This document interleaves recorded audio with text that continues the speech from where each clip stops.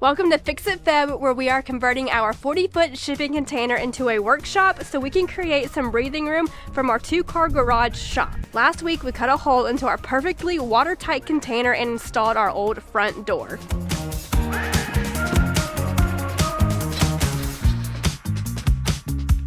We're also using all sorts of things we have on hand to completely transform this big blue container. Fix-It Feb is all about fixing something you already have instead of buying it new with the help from iFixit. iFixit is an amazing company fighting for your right to repair by selling their fix kits and toolkits. Unfortunately, the battery on my favorite Logitech mouse that I've been using for years is starting to fail. But thankfully, iFixit has a fix kit available on their website so that I can easily replace the battery myself. All I have to do is log on to their website, check out the fix guide for this, order their repair kit that's going to have all the tools and parts necessary to complete the job, and follow their very easy step-by-step instructions in order to replace the battery in this mouse as well as the traction pads on the bottom of the mouse so that I can continue to use this mouse for many years to come. If you have a device that needs a little bit of fixing, be sure to check out the links in the description below because you might be able to find a very easy DIY fix kit yourself so that you can fix your device instead of having to buy a new one. Thank you iFixit for fighting for our right to repair, and let's get into the video.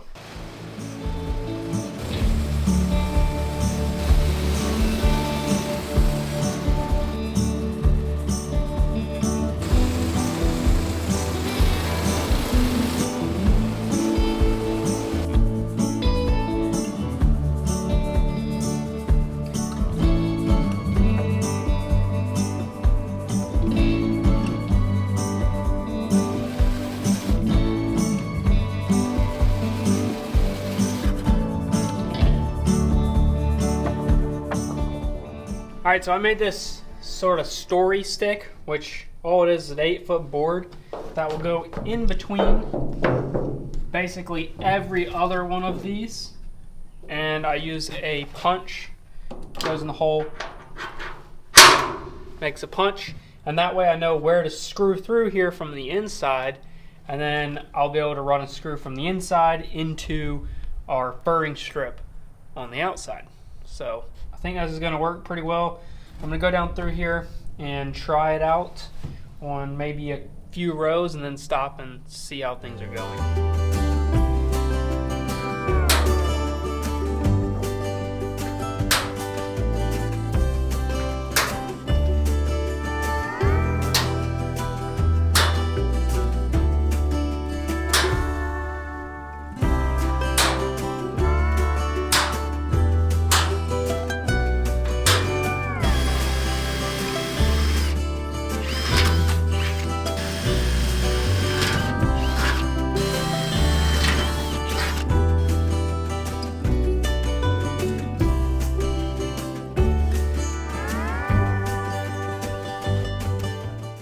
That much that this is perfect, like this is absolutely perfect. But I would like it to be lined up over there. Sure. Okay, so it's gonna go just the way it is. Alright. But it's gonna get lifted up. It's gonna go to that line. Alright. And so I want there to be small gap down here at the bottom. So if you look down here, there's about a 1/4 of an inch gap. See that? So I want to do the same thing over here. Let's just start. So just screw that one, so this will be the next one. So we're just going to go down the line, and all I want you to do is to look down here and make sure that there's about a 1/4 of an inch gap. Okay. Right? Yeah. Okay.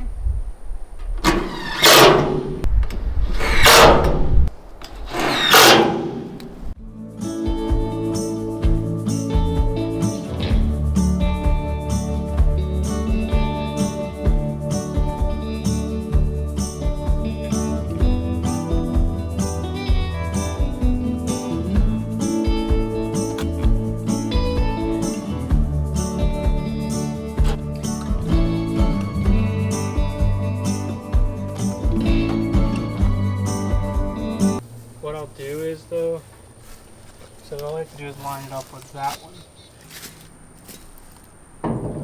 Oh. Your measurement's a little off.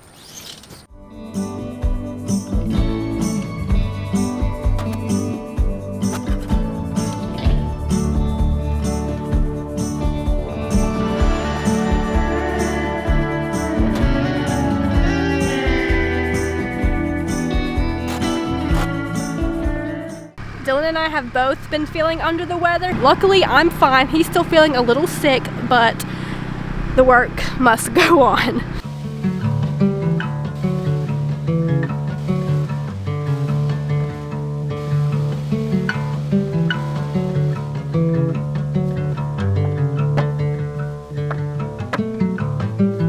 Well, I've been sick for the last, like, I don't know, 4 or 5 days a week. I don't really know how long it's been, but I've been trying to get out here each and every day, and it's just not working. And today's the first day I feel like even remotely half decent. So we're getting back on doing these furring strips, but I wanted to show you all the reason for these furring strips so you know what we're doing.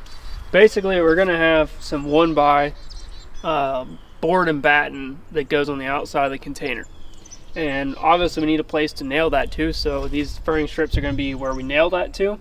And it's going to somewhat look like this, except for the boards will be a little bit wider than this, and they'll obviously have a batten across each one. But these are also very thick battens. They're 2 inches thick, because this is where we're going to be putting our insulation. So we're going to have a rigid foam insulation in here, and we are leaving the air gap behind here for those that are interested. And we have a gap down here at the bottom for water to drain out if it were to get behind the siding. But we're going to be taping the seams, and that's going to give us somewhat of our weather barrier as well, because of the waterproofness of that foam. And I think it's going to be a really cool way to insulate this thing, protect it from the elements, and make it look a lot better. But we've got to go around the entire container and put these on, and they've been a little bit of a pain so far, so we just have to keep going, I guess, and try to get it done. All these panels on this container are all bowed out or bowed in, but particularly bowed out. If you look down these furring strips, they're just like all over the place, all wiggly and stuff, because they're following the container. I don't think it's going to matter that much. I think it's going to end up looking just fine, but just definitely irks my perfectionism for sure. Yesterday we actually got out and milled up a whole bunch of 2x6 lumber, which is going to be for the rafters on the roof, because we are putting a roof on this thing. We're not going to show a ton of that footage in this video, because that's a video on our second channel. If you didn't know we had a second channel, you can check the link in the description below if you're interested in that. But it's all about our homestead lifestyle and stuff. So we milled up a whole bunch of these 2x6s, and we were going to start actually on the roof today, because I got my order of operations mixed up a little bit on this project, and we really kind of need to do the roof first. But it's also supposed to be raining for the next like 3 days, and we're gonna have to put a bunch of holes in the roof to do the roof, so not really ideal. So that will come in next week's video. We're gonna be putting and framing up a roof on top of the container, which is exciting. In order to continue to do those furring strips, we have to move all of the junk.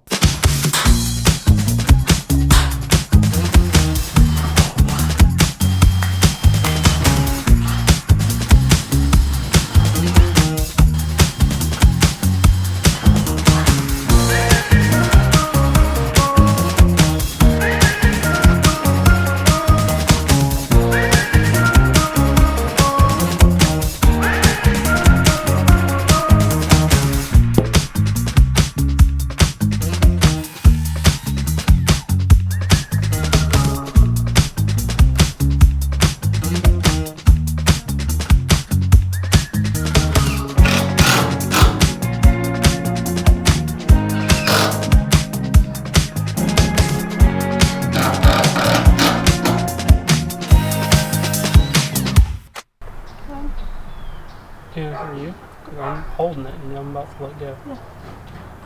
Oh, hold on, grab it.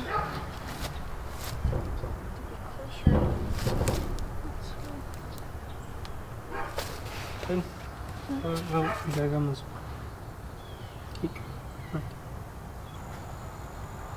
Oh shoot. I think I'm okay. I'm good. Wait. No, I'm not.